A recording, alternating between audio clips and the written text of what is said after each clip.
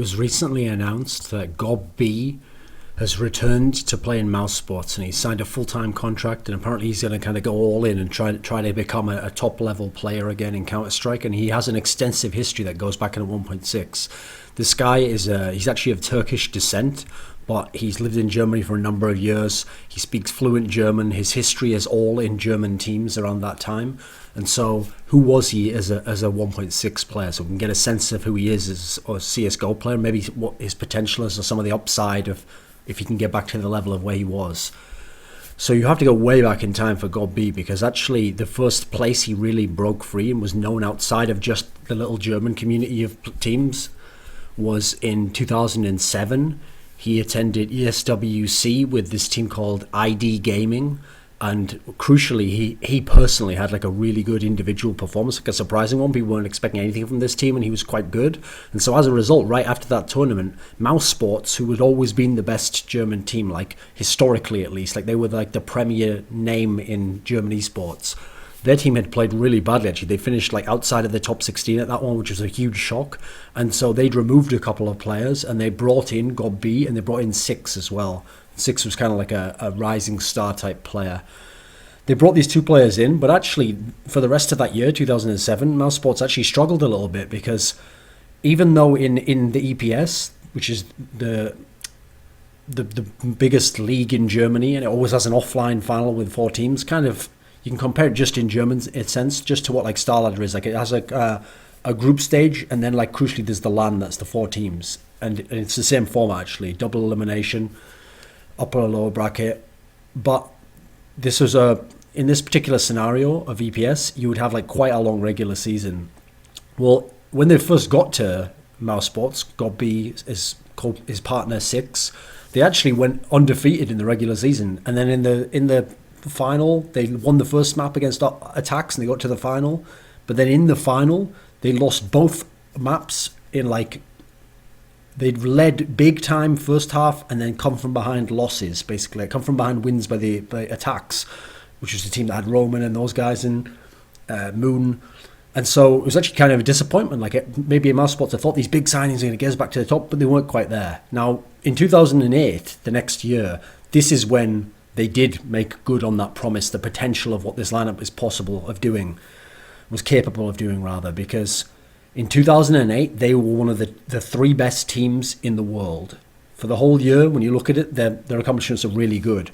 They broke out by winning the first major of the year, the IEM 2 Championship, World Championship, you would call it. It was just called the IEM2 Finals back then, Intel Extreme Masters. And they came from the lower bracket, and they got to the final, and they beat Eastro, and they'd beaten SK along the way, and this was like they won a major. Then the rest of the year, they were like a good team. They were always hanging around like 3rd, 4th in the other tournaments. And then they went to IEM3 Dubai, Global Challenge tournament there. This was a really stacked tournament, actually. All the good teams of the year pretty much were there. And they managed to come from the lower bracket, get to the final. And again, they won a tournament from the lower bracket. This was against Meet Your Makers, which was the Polish team with Neo and Taz and those guys. And they'd lost to them on Dust 2 the day before in the upper bracket final. Now they got to the final. The maps played with Dust 2 again, and they won 2 Dust 2 games, like quite heavily. I think it was like 16-8, 16-7, something like that, from where I remember writing an article ages back. And so they won a big event there. That wasn't the same as like a major though, but that was like a really solid medium event, really stacked in terms of the quality of the field.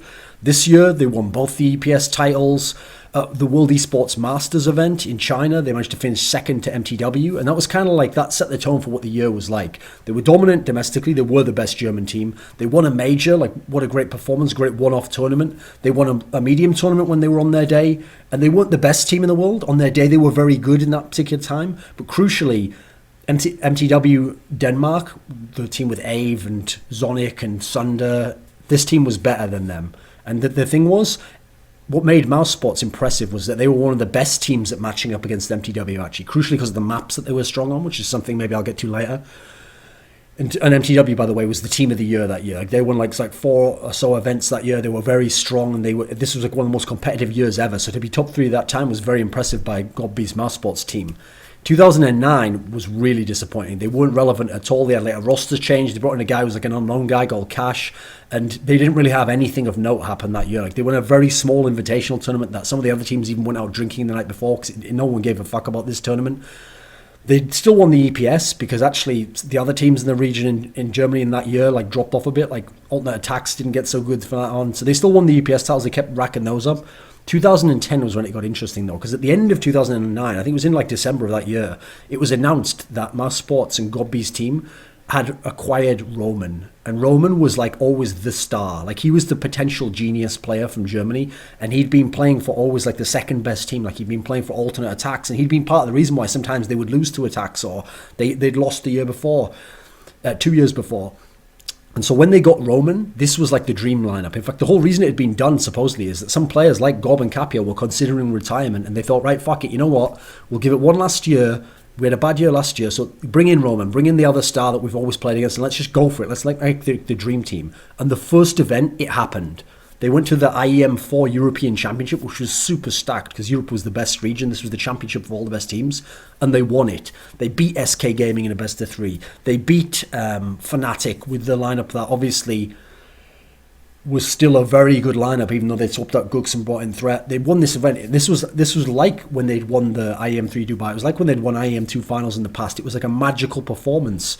And crucially, Gob B was incredible in like the SK game. He's really good in the final. He might have been the MVP of that tournament. Really, really good. They won the EPS again both times. The problem they had this year was they had like a few group of death type scenarios. They didn't have that many good placings. Another good matchup that they had was they came second at Arbalete Cup Dallas, which had some really good teams. Now, crucially, in this year, they had another scenario where if the whole year had continued how it had started and at their best, they'd have probably finished like a top 4, top 5 team. But crucially, there was 2 major factors and themes to this year that I never will forget, which is one, the reason the team essentially dropped off being an elite team is that Six, one of their star players, died. He actually died in a car crash on the way to going to travel to an event. It was IEM Shanghai, and so you can't recover from that. You can't just replace someone like that. The second factor, but not a morbid one now, was that they were, this year, another really competitive year, they were the best team, well, one of them at least, matching up against Na'Vi, who were the dominant team of that year, who won almost everything. Like, in the first tournament, the one they'd won, the IEM European Championship, they managed to beat Na'Vi in a really close 3-map series. Then they'd played them again at the World Championship in the quarterfinals, another 3-map series that Na'Vi won, like, on the last round of the game. Then they'd played at Arbalete Cup Dallas in the final. They'd had like a close map there. So what was crucial was, again, because of maps, they were able to match up against the best team, the dominant team of the year. And that kind of sets the tone of like, this is the style of Gob B leadership. Like he was very good tactically, very good at scouting the opponents, very good at knowing how to adapt and play against those opponents. Beyond 2010, as I mentioned, one of their best players died. Like they had big problems. So what happened was they finished out the year. They won EPS again, but at that point, Gob said, like, okay, I'm going to retire now. Like, I'm done with this, no motivation anymore. And so he played with just some friends, some other Turkish guys in ESC, and he actually managed to come second at the EPS in 2011. Then he came back to mousesports, actually, in the middle of the year.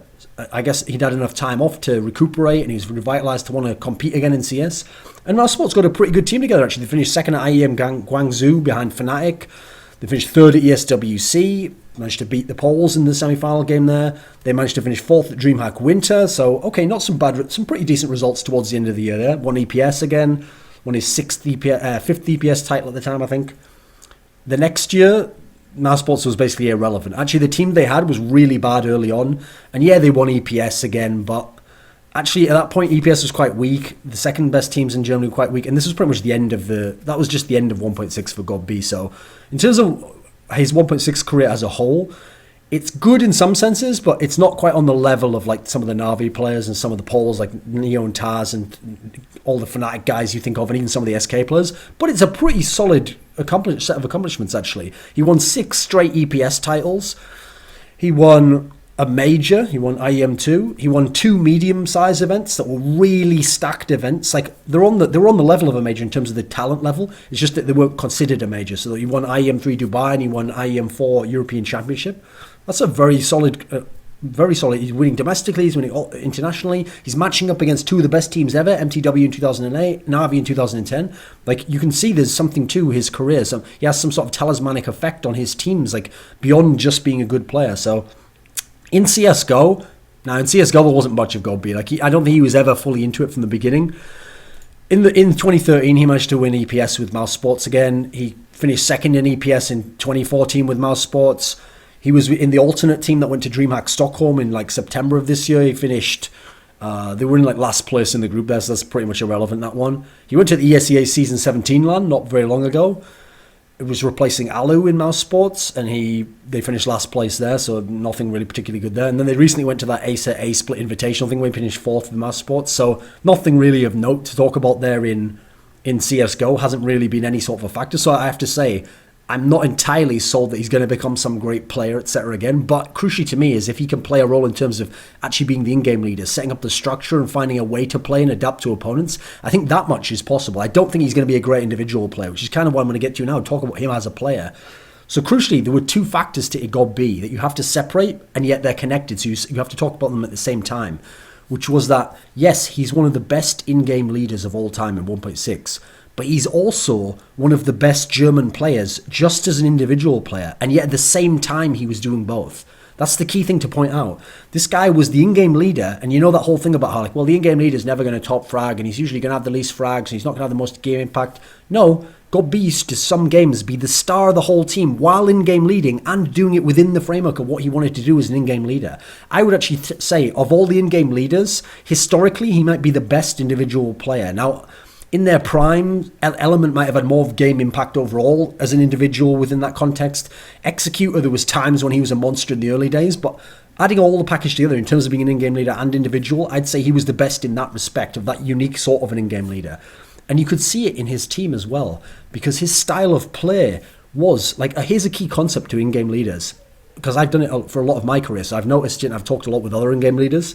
A core concept you often take is that usually your best players, your star players, have like tunnel vision and they're good at certain things. And so actually as the in-game leader, you usually try to take a lot of the thinking and a lot of the other concepts that they don't need to actually know out of the equation and try not to give them that information. So usually you'll put yourself in sort of a middleman role or a backstab role, or like I'm doing the fake so that my team can go in at this set time, because you're trying to take all the thought and all the extra little variables out of the mind of the star player. So he just knows, right, going on my command or going on 215 and I'm going to go here. Well, we had longer round times back when I was playing. And so that's what you try to do. But instead, Gob B, because he was such a good player, he could be right in the mix. He could actually be doing some of that stuff and basing it off what he was going to do individually, which made him kind of unique, and his team's unique in that sense. Because one of the great things about his teams, the two best ones that he had, the 2008 one and the 2010 one, is these, of all the great teams of all time, these were some of the most versatile ever in terms of CT setups and T setups, because they had almost no structure or proper hierarchy of like the one or two star players and then the middlemen and then the support players. They almost had none of that. What they had was a bunch of really versatile, really good sort of second star level players overall. Like no one godlike player, but a whole bunch of them who could do different jobs. And as a result, on Terra's side, that means a lot of them were interchangeable and you had a lot of play and a lot of viability to do different things. You weren't just hitting people with the same sort of attacks every time. It meant that you were good in all portions of the rounds because you had different skilled players at all times in a round. It's not that your star player died early and so it's harder to get this round through and brute force it. They had a lot of options. As CT, they could swap positions. They were so strong in that sense. This is what made them a great team on both halves of the game. That's what's crucial. They weren't just a godlike CT team. They were really good on T sides as well, because Gob B was a really good tactician in terms of having set tactics. The German scene was always known for that very slow, grinding set tactic, throw the flash, going on this timing. And he was one of the best at like making that work, because actually there was a rot that German CS got into where they were good at that, and it meant that on Dust 2, attacks could be godlike, but they weren't in general going to win these huge tournaments, whereas Gob B's mousesports could actually. They had a bit more play to it. In terms of as an in-game leader as well, the other thing he could do as an individual guy is he could do some of what I was describing there on T side, but as a CT. Like he could do the setup where one of his best skills actually wasn't just having set tactics and calling them, it was in the middle of a round reading how the round would go and then calling out what to do. And so as CT, he could set it up so that he could read how the terrorists were going to attack. And then, because he was skilled individually, position himself to get a whole bunch of the kills and then have other people rotating at the correct time, or set a guy here just in case and I can hold this myself. It gave him a lot more play in that sense. And crucially, I remember a famous game where he was godlike at doing that, and one spot he was really good at was in the A bomb site around the lane / the window balcony area on Inferno as CT.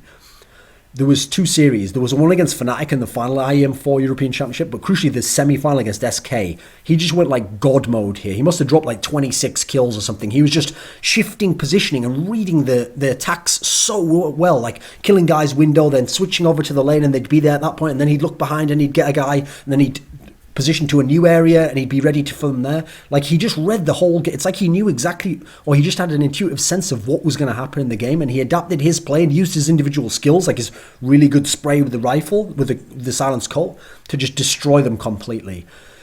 In terms of the one of the things as well is about his style of play, because he did have this slow, deceptive T-side style of play, and I think it's best illustrated by Inferno, which to me was always the best map overall for mousesports, even though we were very good on Dust 2, crucially, usually because actually some of the teams like the Poles and Fnatic weren't so good on Dust 2. I think that's the main reason why that seemed that way, but Inferno was the map that suited him. There was two teams who played Inferno just beautifully, like they understood the map and the dynamic better than anyone. And what's funny is people have now learned this style in CSGO, particularly on the CT side, and people understand it better. But this was a style that only a few teams pioneered at the end of 1.6, but was very effective, which was that Inferno is a map that is all about information control. That is the primary thing about Inferno compared to any other map in the game. If you know where your opponents are on the map, you have a massive advantage in terms of deciding which site to hold, which site to attack. So if you're Gob B on the T side of the map, all he would do was do slow setups, and he'd always have some people towards each of the bomb sites. And his initial idea on most rounds was always to push into one of the bomb sites. So for example, push guys up the middle part as terrorist and check either side. And then he would make a decision, either attack there if that's the right move, or pull back in a way where, because you've held that middle area, they aren't 100% sure you're not there anymore, but now you can still attack straight into B with like 3 or 4 guys if you want, and just have one guy holding mid. And so they have rotated thinking you're going to be A, and now you get 4 guys versus maybe 1 guy in the B site. And you're guaranteed to get a plant down, and that's the best site to hold with big numbers advantage, actually. So in that particular scenario, that's how he could play by default. But as a result, because there was so much play to it, he could also pull back to that site like that, and you'd read, oh, well, he's going to go back there, but then it was a fake, and he could go to that site originally anyway. And this is how he would abuse it. It would all be about middle and banana control on Terra's side, just abusing it and keeping the other guys out of there so that you could never give them full information. Now on CT side, he was very good at reading, like I said, and so what he'd be doing on CT side was reading so that he could call the rotator guy to come over from B and come over to the A site. Now I think the rotator used to be, I think they used to have 6 play the small site, and I think they used to have Capio be the rotator. I think that's the way they used to do it. And so he would always play the A site. I think with Tixo, he would play around the lane area there, and they were really, really good at playing that style. And his reads for when to tell them to come over was great. And so you could see this is why Inferno was a great map for them. Other good maps for them, they were really good in Nuke, Dust 2, like I said. Crucially, Dust 2 matched up in terms of a lot of the other good teams of the era didn't like Dust 2 so much. And so I think that's part of the reason why they matched up well against MTW and Na'Vi in their particular eras. Because Na'Vi were a bit shaky on Inferno. Na'Vi never played Nuke, so they had to ban that. Dust 2 was a good map for Na'Vi, but it wasn't their best. It was like a second or third. The map that they were bad on in Gob B's era was Train, which is bizarre because they were so good on T-side tactics in general. Like they were great on Nuke, getting 6 or 7 rounds on T-side. But what's weird is on Train, yeah, they were unusually bad for some reason. I remember one game where they actually lost to the Poles, MYM, like 16-0. They just got straight wrecked. I think that was like an ESWC 2008 or some tournament like that. It was like embarrassing how badly they got wrecked. And then they also got completely shreked by, I think they got beat by Alternate a couple of times on that map. That was one of the few maps that they weren't really solid on, actually. A lot of their big losses came on that one, so they used to try to avoid it in general. So yeah, in general, that was his style. And as an in-game leader, he was a mastermind. He was a very good individual player. Now in CSGO, that's the thing. I don't see that happening for him as an individual player. Like, I think if he was going to have that spark, if he had some natural ability to it, we'd have probably seen that already, and we haven't really. He's been a below average, just average level German pro, basically. Not very good, nothing individually significant.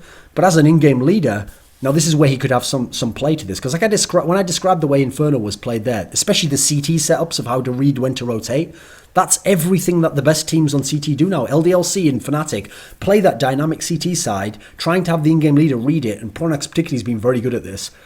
And that's what they abuse all day long. Now, if he has the tools for it, if this mousesports team can be decent enough, which I have to say again, looking at the team right now, it's not good enough to finish. It's not good enough to make top 4 at a big international event that's stacked with teams. It's not going to happen. But if he had better players, if he can get something more out of them, there's the potential to be good on maps like that. Like Inferno, that would be a map that he could be strong on. If they can understand it properly, then to me, Mirage can be similar when you're on CT side. So I think there's another map that you could involve with. These are 2 maps I could see them potentially being good on. The maps that will be problems for them is maps like Nuke, Train if we play it now. It's harder to see on these ones. Maps like Dust 2, yeah, online it might all be great, but it's harder to see on LAN how they're going to win against really skilled teams on that map, especially teams that have godlike CT AWPing. So I expect he can have a role. He can have an impact in terms of being the in-game leader. But one little caveat I'll add to that is, like I said, since when he was a god as an in-game leader was back when he used to be a really good individual player and he would incorporate himself in the tactics. That's something I want to watch out for as well. When he starts playing these first lands with this team, how is he going to call the tactics when he isn't such an integral role? Will that throw him off? Will he be not as effective himself because he can't play some of the aspects and he has to just call them for someone else to and know what they'll add? It adds in another factor to his mind of someone else that has to do something. That's an interesting thing to think of, but there's who Gob B is.